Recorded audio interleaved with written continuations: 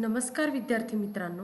मराठा विद्याप्रसारक समाजाचे KRT arts, BH commerce, AM science अर्थात KTHM महाविद्यालय नाशिक, विभाग वाणिज्य, प्रथम वर्ष वाणिज्य. मी सहाय्यक प्राध्यापिका कांचन सुरेश शेटे तुम्हा सर्वांचे KTHM ई-लर्निंग या पोर्टलवरील व्याख्यानमालेत पुन्हा एकदा स्वागत करते. मित्रांनो, या पूर्वीच्या लेक्चरमध्ये आपण विपणनाची मूल तत्वे या विषयातील पहिले प्रकरण म्हणजेच बाजारपेठ व विपणनाची ओळख यास सुरुवात केली होती. त्यामध्ये बाजारपेठ ही संकल्पना व तिची व्याख्या समजून घेतली. तसेच बाजारपेठांचे वर्गीकरण यावर सविस्तर चर्चा केली. त्याचबरोबर जागतिक बाजारपेठ ही संकल्पना सुद्धा अभ्यासली. आणि आज आपण या विषयाच्या पहिल्या प्रकरणातील दुसऱ्या महत्त्वाच्या मुद्द्याकडे वळणार आहोत. यामध्ये आपण विपणन या संकल्पनेचा अर्थ व व्याख्या जाणून घेणार आहोत. त्यानंतर विपणनाचे घटक आणि महत्त्व यांचा अभ्यास करणार आहोत. त्याचबरोबर विपणनाची उद्दिष्टे तसेच विक्री आणि विपणन यातील फरक समजून घेणार आहोत. आणि शेवटी विक्रय व्यवस्थापन आणि विपणन व्यवस्थापन यातील फरकही समजून घेणार आहोत. चला तर मग विपणन या संकल्पनेचा अर्थ बघूया. मित्रांनो, इंग्रजीतील मार्केटिंग या शब्दासाठी मराठीत विपणन हा शब्द वापरला जातो. लॅटिन शब्द मर्कॅटस पासून फ्रेंचमध्ये मर्किट, इटालियन मर्कॅटो आणि जर्मनीत मार्केट असे शब्द तयार झालेले आहेत. वी हा धातू पणन या शब्दाला जोडून वी अधिक पणन असा शब्द बनला आहे. पणन हा संस्कृत शब्द असून त्याला वी हा उपसर्ग जोडला आहे. वी या उपसर्गाचा अर्थ विज्ञान असा होय, तर पणन म्हणजे मालाची विक्री करणे होय. थोडक्यात मालाची विक्री करण्याचे शास्त्र म्हणजे विपणन होय. मित्रांनो, विपणन ही संकल्पना व्यापक संज्ञा आहे. केवळ विक्री करणे म्हणजे विपणन नव्हे, तर अन्य काही बाबींचाही समावेश विपणनात झालेला असतो. विक्री ही एकूण विपणन कार्यातील एक घटक आहे. काहींना वस्तू वितरण म्हणजेच विपणन वाटते, तेही चुकीचे आहे. बाजार आणि विपणन यातही फरक आहे, हे आपण याआधीच लक्षात घेतले आहे. विपणन आणि विक्री या संज्ञा एकच नाही, हे आपण लक्षात घेतले पाहिजे. विपणन ही संज्ञा उत्क्रांत होत तिला आता विशिष्ट स्वरूप प्राप्त झाले आहे. विपणन प्रक्रिया आणि आर्थिक प्रगती यांचा परस्परांशी संबंध मान्य झाला आहे. विपणनाच्या व्याख्या अभ्यासल्यानंतर विपणन ही संकल्पना आपणास अधिक स्पष्ट होईल. चला तर मग विपणनाच्या व्याख्या आपण अभ्यासूया. विपणनाच्या विविध तज्ज्ञांनी व संस्थांनी केलेल्या व्याख्या आपण अभ्यासणार आहोत. त्यात अमेरिकन मार्केटिंग असोसिएशन यांची एक व्याख्या आहे. ती म्हणजे उत्पादकांकडून उपभोक्त्यांपर्यंत वस्तू व सेवांचा प्रवास संचालित करणारी व्यावसायिक कार्ये म्हणजे विपणन होय. यानंतर पुढची व्याख्या आहे ती म्हणजे फिलिप कोटलर यांची. त्यांच्या म्हणण्यानुसार विपणन म्हणजे विनिमय प्रक्रियेच्या माध्यमातून गरजा आणि आवश्यकतांची पूर्तता करण्याच्या दिशेने केलेली मानवी क्रिया होय. आणि पुढची व्याख्या आहे ती म्हणजे क्लर्क आणि क्लर्क यांची. वस्तू आणि सेवांच्या मालकीचे हस्तांतरण घडवून आणणाऱ्या आणि त्यांच्या भौतिक वितरणाची व्यवस्था करणाऱ्या प्रयत्नांचा समावेश विपणन या संकल्पनेत होतो. मित्रांनो, या तीनही व्याख्यांव्यतिरिक्त अजूनही काही व्याख्या विविध तज्ज्ञांनी किंवा संस्थांनी स्पष्ट केलेल्या आहे. आपण बघू शकतो की वस्तू व सेवा यांचे मूल्य पैशाच्या किमतीत ठरवून त्याचे विनिमय करण्याची आर्थिक प्रक्रिया म्हणजे सुद्धा विपणन होय. त्यानंतर व्यक्ती व संस्थांनी मानवी गरजांच्या पूर्तीसाठी केलेल्या विनिमय प्रक्रियेच्या वर्तुळाला सुद्धा विपणन असे म्हणतात. ही एक मूलभूत मानवी क्रिया आहे. त्यानंतर बघू शकतो की ग्राहकांच्या गरजा व आवश्यकतांचा शोध घेऊन विशेषीकृत वस्तू व सेवांमध्ये त्या रूपांतरित करणे, या वस्तू व सेवांसाठी मागणी निर्माण करणे आणि त्यानंतर या मागणीचा विस्तार करणे, या प्रक्रियेला विपणन असे म्हणतात. तसेच उत्पादित वस्तू व बाजार यात समन्वय निर्माण करणारी आणि वस्तूच्या मालकी हक्कामध्ये बदल घडवून आणणारी विपणन ही एक व्यावसायिक प्रक्रिया आहे. मित्रांनो, समाजाला उच्च जीवनमान प्रदान करणे म्हणजे सुद्धा विपणन होय, किंवा जीवनमानाची उच्च निर्मिती करून ते समाजाला प्रदान करणे म्हणजे विपणन होय. या विपणनातून वस्तूमध्ये रूप, स्थळ, वेळ आणि मालकीच्या उपयुक्ततेतून मूल्य निर्माण करण्याच्या क्रियांची एकात्म पद्धती समाविष्ट असते. अशा पद्धतीने या व्याख्यांवरून आपल्याला विपणन ही संकल्पना लक्षात आली असेल. यानंतर आपण विपणन ही संकल्पना अजून स्पष्ट होण्यासाठी विपणनाचे घटक बघणार आहोत. यामध्ये विविध घटक दिलेले आहेत. त्यातला पहिला घटक जो आहे तो म्हणजे विपणन हे एक व्यावसायिक कार्य आहे. त्यानंतर पुढचा घटक आहे विपणनात विनिमय प्रक्रिया अंतर्भूत आहे. त्यानंतर पुढचा घटक आहे विपणन हे मानवी गरजा आणि आवश्यकतांच्या समाधानासाठी आहे. पुढचा घटक आहे उत्पादनानंतर उत्पादित वस्तू किंवा सेवांचा उपभोक्त्यांपर्यंत होणारा प्रवास हा विपणनात समाविष्ट आहे. त्यानंतर विपणन ही आर्थिक प्रक्रिया आहे. पुढचा घटक आहे विपणनात वस्तूच्या मालकी हक्कांचे हस्तांतरण अंतर्भूत आहे. त्यानंतर विपणनामुळे समाजाचे जीवनमान उंचावते किंवा समाजाला उच्च जीवनमान प्रदान करता येते. त्यानंतर विपणन ही व्यवस्थापकीय प्रक्रिया आहे. आणि शेवटचा घटक आहे विपणनात वस्तू किंवा सेवांच्या भौतिक वितरणाची व्यवस्था अंतर्भूत आहे. मित्रांनो, विपणन ही एक प्रक्रिया असून या प्रक्रियेत वस्तूंचे एकत्रीकरण, प्रसरण, समानीकरण, वर्गीकरण, पणन कार्ये, संग्रहण, संस्करण, परिवहन, श्रेणीकरण, प्रमाणीकरण, अर्थपुरवठा, बाजारपेठ संशोधन किंवा ग्राहक संशोधन अशी अनेक कार्ये किंवा टप्पे समाविष्ट आहे.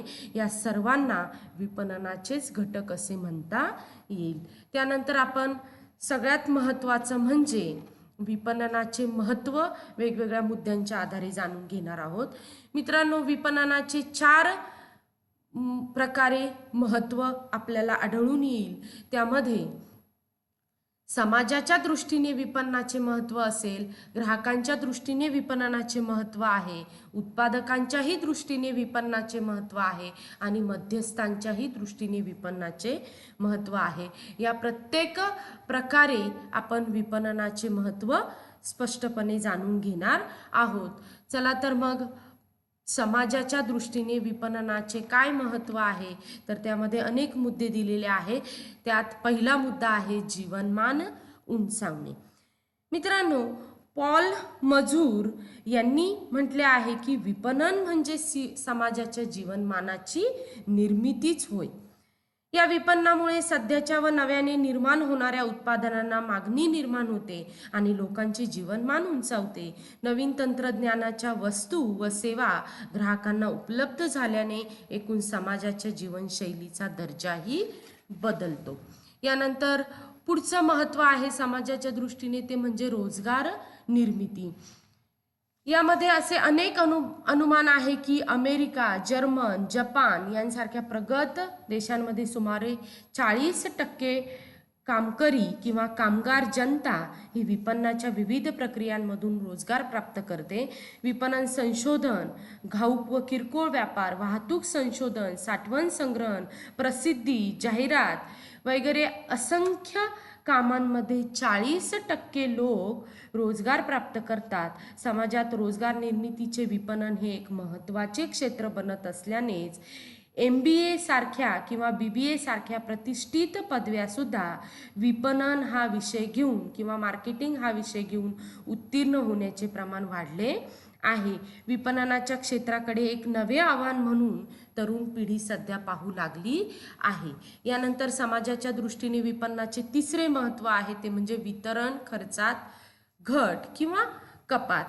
मित्रांनो, जास्तीत जास्त ग्राहकांपर्यंत वस्तू किंवा सेवांचा पुरवठा करताना वितरण खर्च कमी करणे हे विपणनाचे एक ध्येय असते. वितरण खर्च कमी झाल्याने उत्पादनाच्या विक्री किमतीतही घट करता येते व समाजाची उपभोग पातळी वाढवता येते.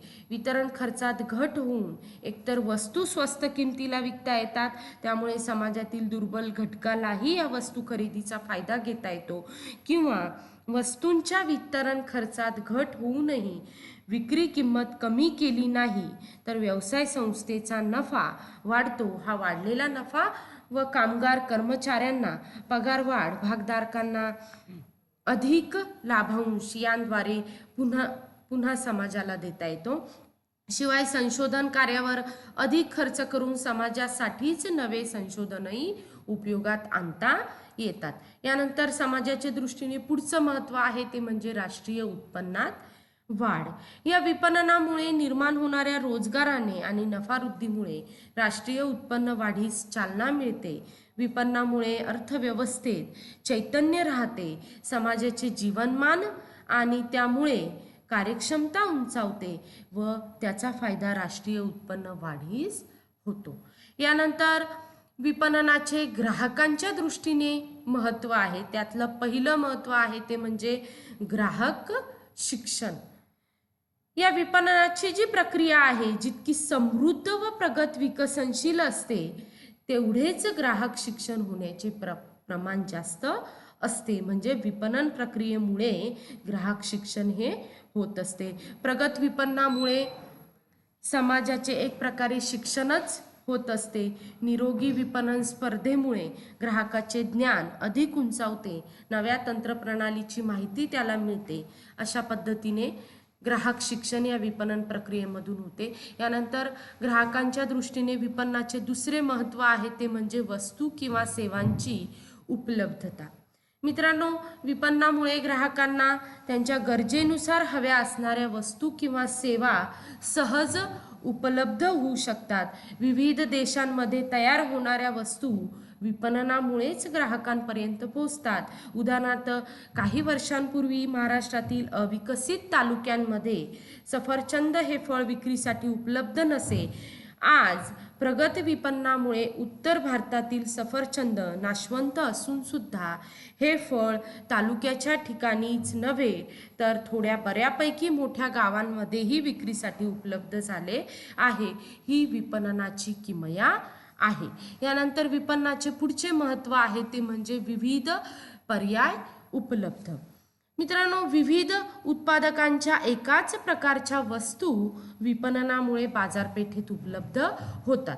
उदाहरणार्थ, TV, Videocon, Samsung, Sony, Onida सारख्या ह्या टीव्ही या पर्यायी उपलब्ध होतात.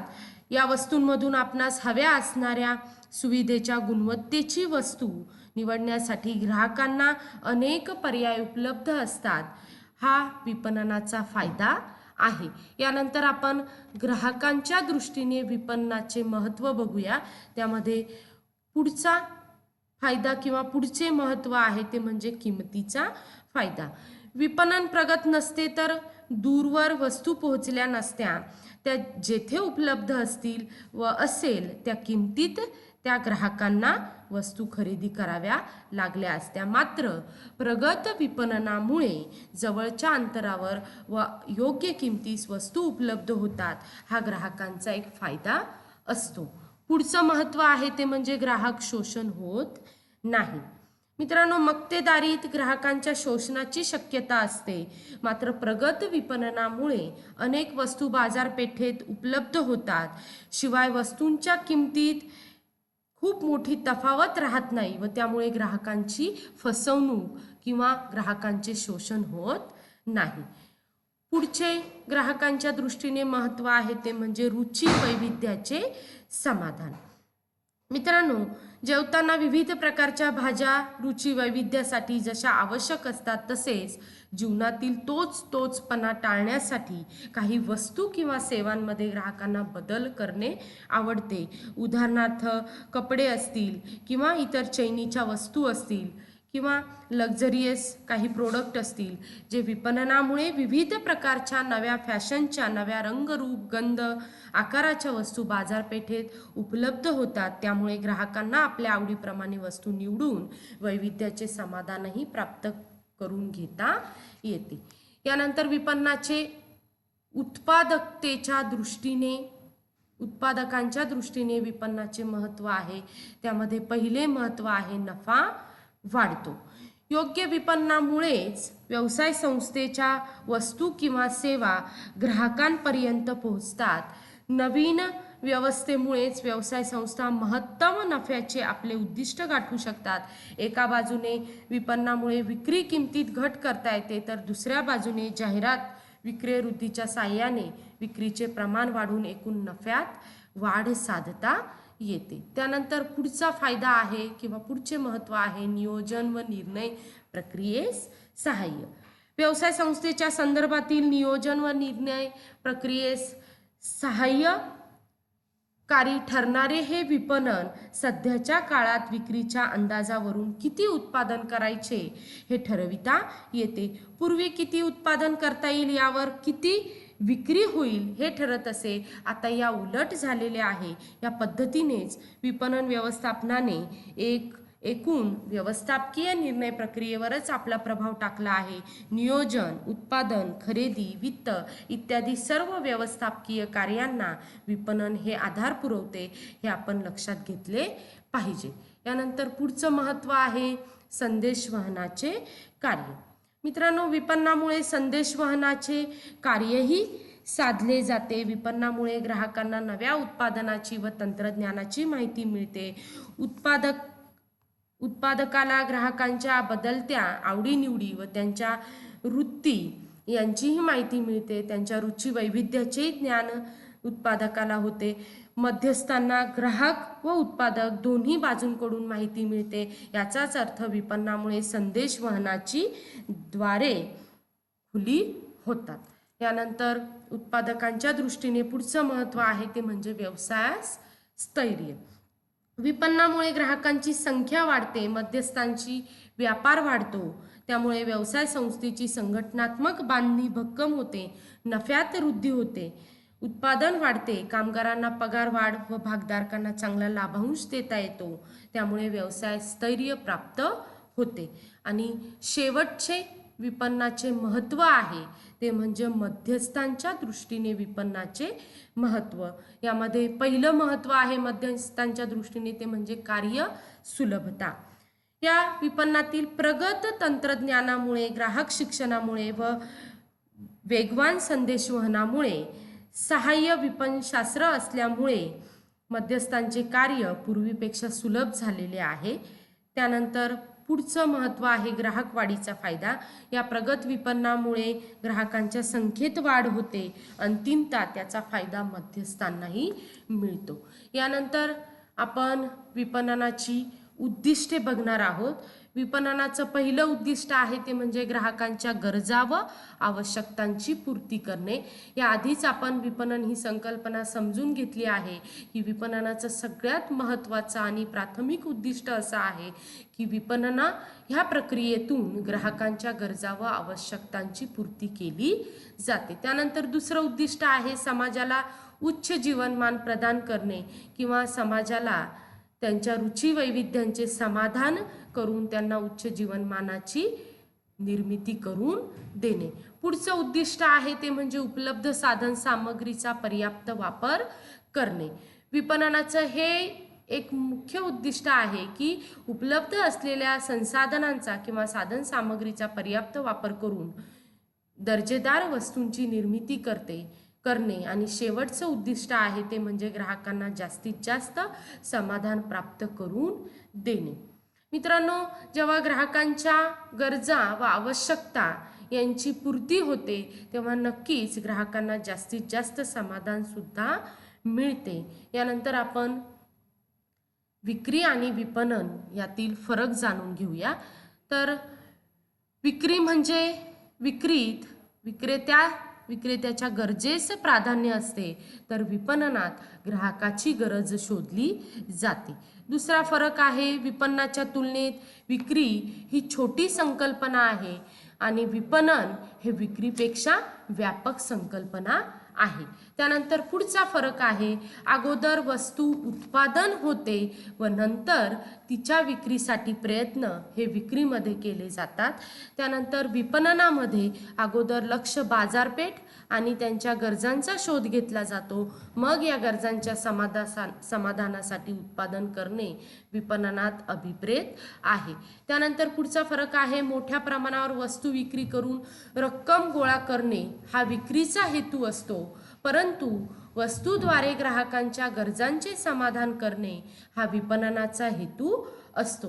यानंतर विक्री नियोजन करताना अल्पकाळ विचारात घेतला जातो, परंतु विपणन नियोजन करताना दीर्घकालीन धोरणे ठरविल्या जातात.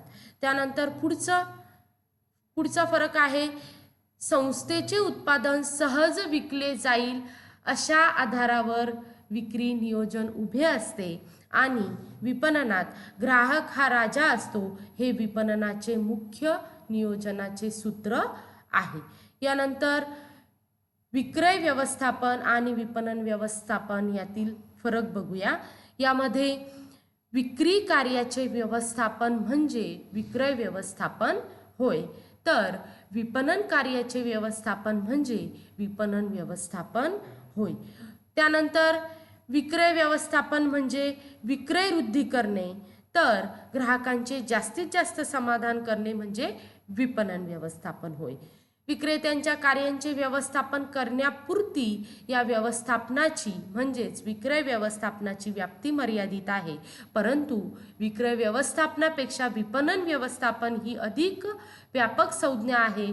विपणन व्यवस्थापन विक्रय व्यवस्थापनाबरोबरच विपणन कार्याचेही व्यवस्थापन विपणन व्यवस्थापनात समाविष्ट असते. आणि शेवटचा फरक आहे, विक्रेत्यांची निवड, नियुक्ती, प्रशिक्षण, कार्यविभाजन, प्रोत्साहन या कार्यांचा समावेश विक्रय व्यवस्थापनामध्ये होतो आणि विपणन उद्दिष्ट, धोरण निश्चिती, विपणन योजना व कार्यक्रम आखणे, विपणन साधनांचे वितरण इत्यादी कार्यांचा समावेश हा विपणन व्यवस्थापनात होतो. अशा पद्धतीने आज आपण विक्रय व्यवस्थापन, विपणन व्यवस्थापन तसेच विक्री आणि विपणन या संकल्पनांमधील फरक जाणून घेतला. त्याचबरोबर विपणनाचे समाजाच्या दृष्टीने, उत्पादकांच्या दृष्टीने, ग्राहकांच्या दृष्टीने, मध्यस्थांच्या दृष्टीने काय महत्त्व आहे हेही जाणून घेतले. आणि सर्वात महत्त्वाचे म्हणजे विपणन ही संकल्पना जाणून घेताना विपणन ह्या संकल्पनेची उद्दिष्टे तसेच विपणनाचे घटक हेही या लेक्चरमधून आज आपण जाणून घेतले. इथेच थांबूया. धन्यवाद.